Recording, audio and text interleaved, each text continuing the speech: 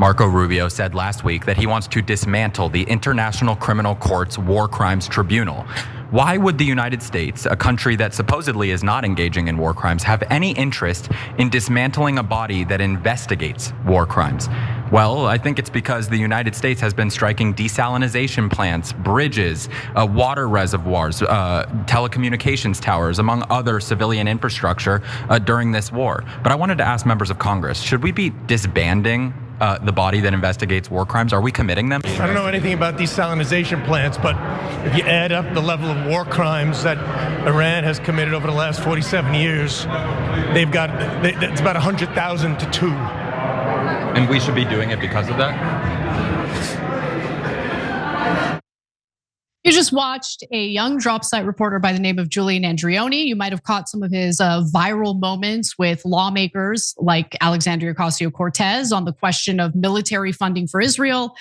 And luckily, we have Julian with us today to talk about the work that he's doing on behalf of Drop Site News and the kind of feel he has toward members of Congress as he asks them tough questions that longtime veterans of legacy media refuse to ask.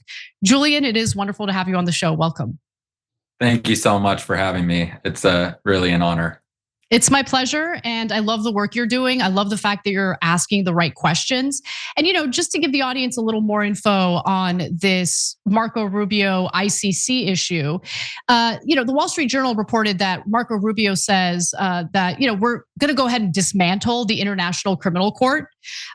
So here's what Rubio wrote. He says the ICC is backed and run by a powerful network of leftist non-government organizations, smug globalists, and hostile third world governments united by their enmity toward the United States, using all the tools at our government's disposal, working beside every ally with whom we can make common cause. We will dismantle the ICC brick by brick if necessary.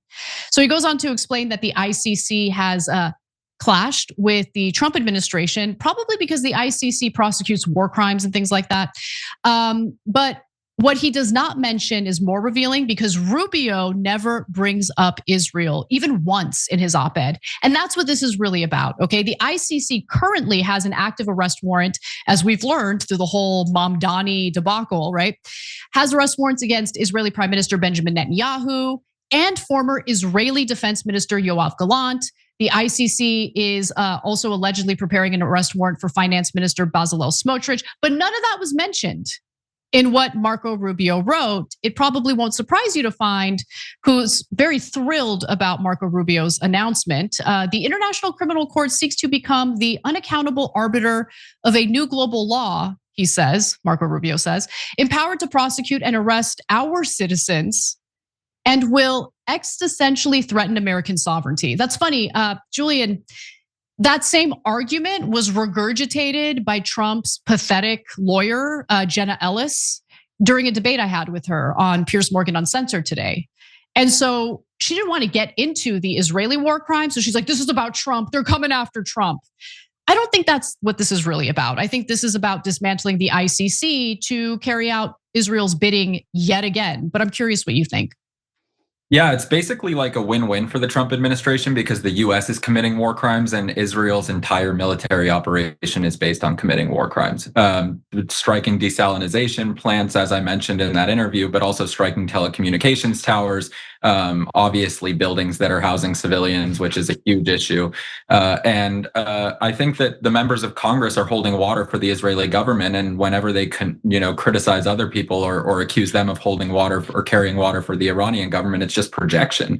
And so, yeah, it doesn't surprise me that all these people are shying away from mentioning Israel because it's becoming increasingly indefensible, even for the people who are paid off by that country. I mean, you even saw during the Epstein file release that Marco Rubio was essentially given $5 million by Larry Ellison, and he was texting or emailing with one of his friends or colleagues and said, hey, I'm gonna go and check out Marco Rubio and make sure he's all good. They met with him, left, and he said he's good, and he donated him the $5 million. So, I mean, these people, it's predictable. You can see it years in advance.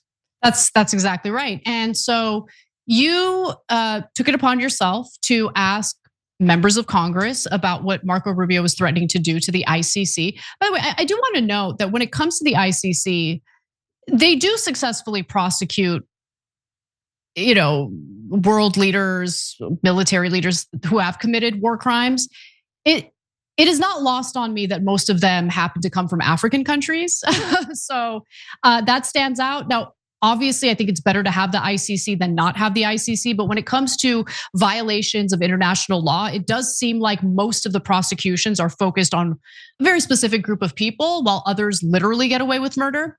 But you did take it upon yourself to ask members of Congress about this. So I want everyone to watch a little more from your reporting. Take a look. United States, we are the greatest superpower that's ever known to humankind, and we don't have to really abide by some of these ICC left-wing Soros-affiliated groups that infiltrate the courts over there. That might be the viewpoint of the ICC, but I think in general I have confidence that the United States military hits legitimate targets when they're at war. So striking desalinization I don't have any comments on that. I got to get going, but thank you anyway. All right, okay, thanks. I think the president's been very clear that he's not going to tolerate Iran killing American soldiers, and has responded accordingly. Yeah, and you think that would justify it? The Iranians killing an American soldier would justify bombing civilian infrastructure? Well, listen, there's a lot that goes into this stuff, so the details matter. Yeah, it's not legitimate. And it's not legit. Let's just get rid of it. The U.S. has been striking desalinization plants, telecommunications towers, bridges. Those would, under international law. Let's get rid of the ICC. I don't think they even really, truly, they shouldn't exist. I don't like them.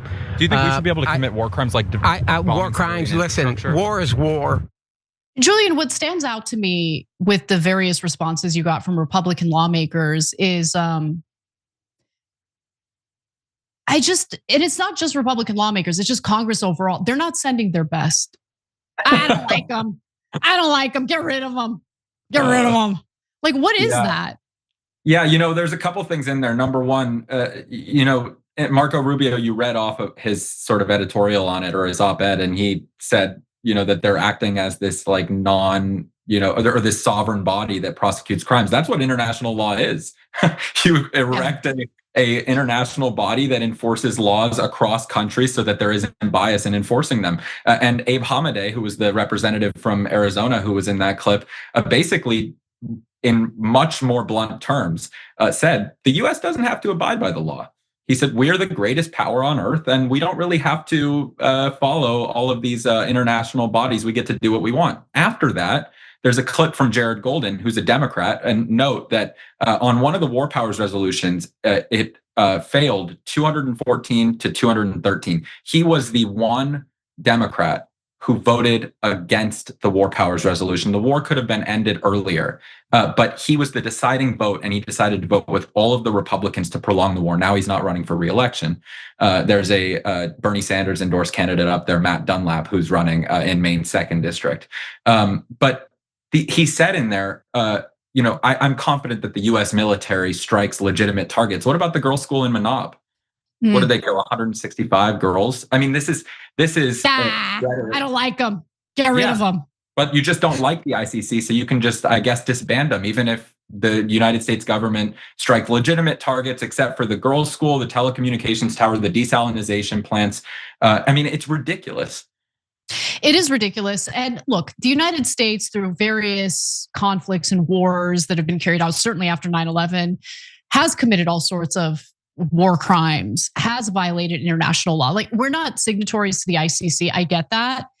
And I get how weak the ICC is, because it is a sovereign international body that doesn't really have a real enforcement mechanism. Now, if you are someone like Netanyahu who has an ICC warrant out for your arrest, if Netanyahu travels to certain countries that are part of this, ICC agreement, that country could arrest Netanyahu. So there are some consequences potentially.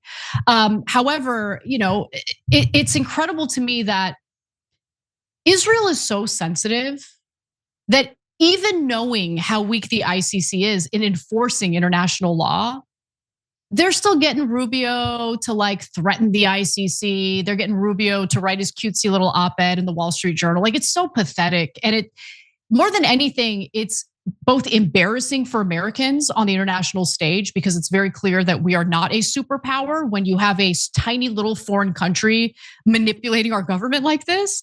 But aside from that, are we really a superpower when we just showed the entire world our asses? And what I mean by that is, we're running low on missile interceptors. We're running low on missiles, period. Okay, drone warfare has obviously advanced to the point where, cheap little drones just do a number on our military assets.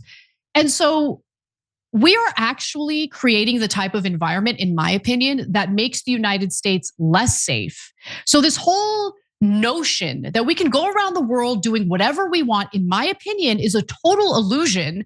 And at some point, I am concerned that the chickens are coming home to roost. And is there anyone in Congress that you have spoken to who shares a similar concern? Yeah, I think there are some people, but it's quite few and far between. I mean, Ilhan Omar would be one of them. She talks about this pretty bluntly. I've heard Ro Khanna talk about it.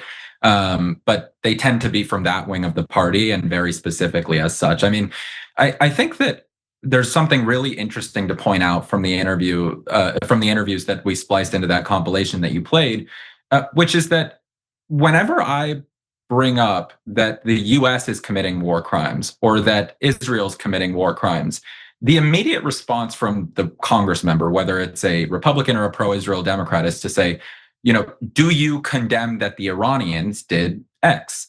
Do you condemn that the Iranians hung, protesters in the street or whatever? And my answer is usually yes. Do you condemn that we're striking desalination plants? And the reason why they ask that question and they're surprised, like you saw with Dan Moiser, who froze up when I said yes, and later on in that clip, they're surprised because they expect that other people are beholden to governments in the same way that they are. They think, oh, well, because I carry water for the Israeli government and I defend everything that they do, and because I carry water for the US government and I defend everything that they do, then this reporter who's criticizing those governments must carry water for another government. And no, I only pursue the truth. Right? Mm-hmm. I am only after the truth. And the truth is that the US and Israel are killing civilians en masse, and they are not operating within the rules of war. War is horrible as it is, but if you're not operating within international law while you're conducting a war, that's even worse. And when I go up there and ask about it, they're shocked because, as you mentioned at the beginning of the show, all of the other reporters from legacy media outlets and corporate media papers and stations, I'm like shocked by it. They're not asking any questions about the war or the way the US and Israel have been carrying it out. Maybe that's because Axel Springer's constitution was signed by all of those Politico journalists that them to recognize Israel's right to exist as a Jewish state. Well, you do ask important and provocative questions. And I think other members of the media are worried about losing access.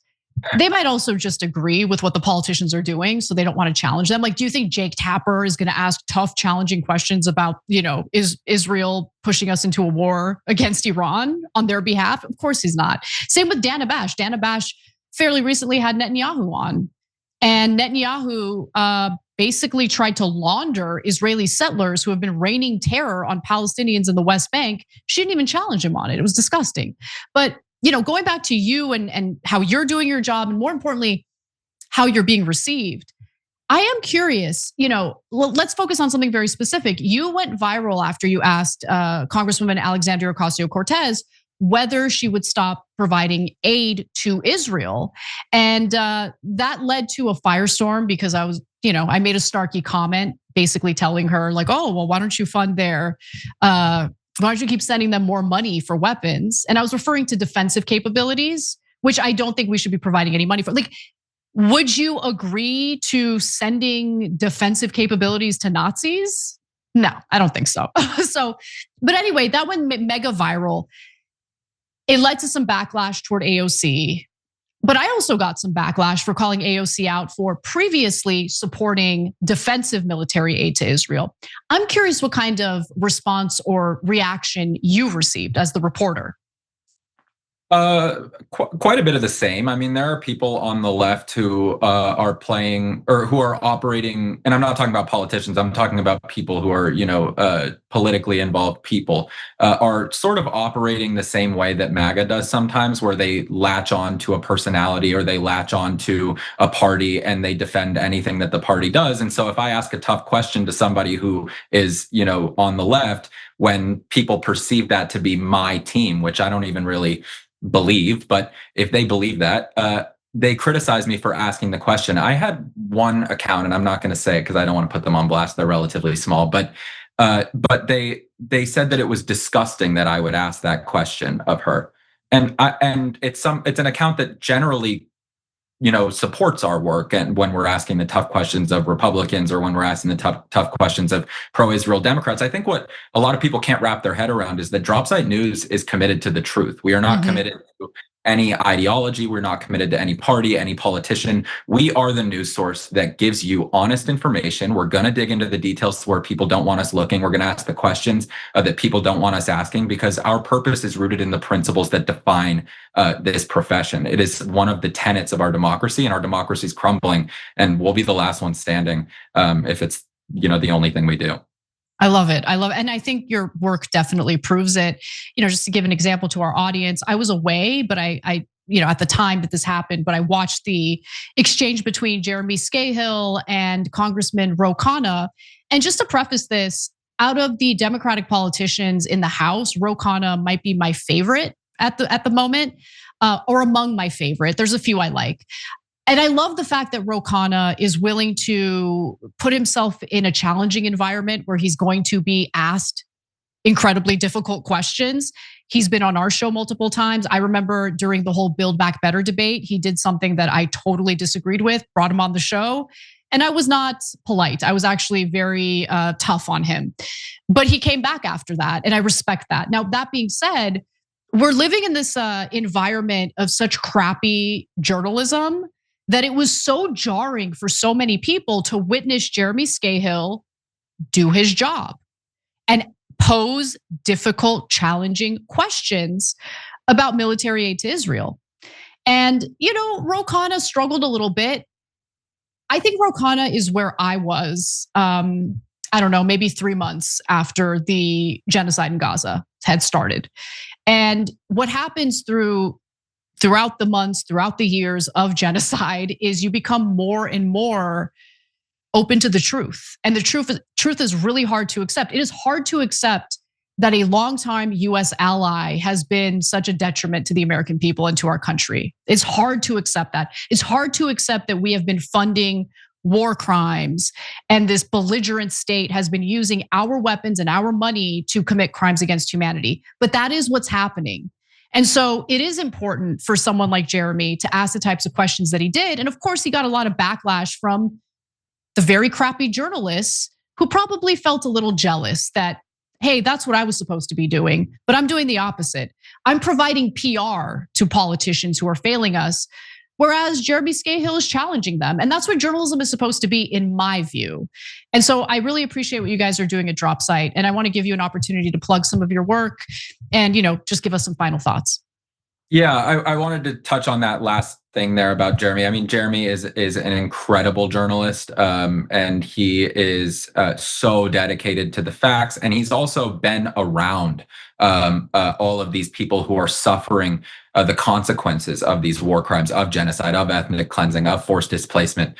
And so I think that anger that you saw, that passion that came out of him is passion that he has felt and that's been festering, and it is towards the Israeli government. It's towards the United States. These entities that have been inflicting that type of violence on people who he's grown to know and perhaps even love, and report on. I mean, these are people whose stories he's hearing every day. They're being vulnerable with him, and so I think that that's what that was coming from. I don't think that he was angry at Ro Khanna or anything, but I do think he did his job quite well there, and I do think Ro took it well. And I think that, look, journalism, like you said, is sort of a lost art. As soon as the 24-hour news cycle started, advertisers got in, conglomerates started eating, swallowing up all of the outlets and papers. And now news is fully corporate. Media is controlled by this very corporate interest they're supposed to be reporting on and holding accountable. And I think that that's one of the things that's really encouraging about independent media springing up like DropSite. We don't have any corporate bosses. We don't have any donors who are trying to steer our coverage. We're funded by our readers. And it is so rewarding to hear from our readers, to have them reach out, to have them suggest questions, because we know we're being accountable to the people that we're doing it for. So with regard to plugging work, you can go to dropsitenews.com. Our subscription is free. There's also a paid subscription for $99 a year. That's less than 25 cents a day. And then for me personally, my Twitter is just my full name, Julian Andreoni, and my Instagram is the Julian Andreoni, because the former was taken, and so I added a the. I don't think I'm especially important. And I really appreciate everybody on the Young Turks. I mean, I was a viewer for a long time in high school. You and Cenk were, a big part of like my introduction into becoming passionate about politics, and to be on the show is a total honor. And so I'm really grateful for you guys. Well, it's an honor to have you. And just one word of advice, DropSite is still, a bit of a startup. It's got that startup feel. Yeah. These are the halcyon days. Savor it. Trust me. Every time you ring the bell below, an angel gets his wings. Totally not true, but it does keep you updated on our live shows.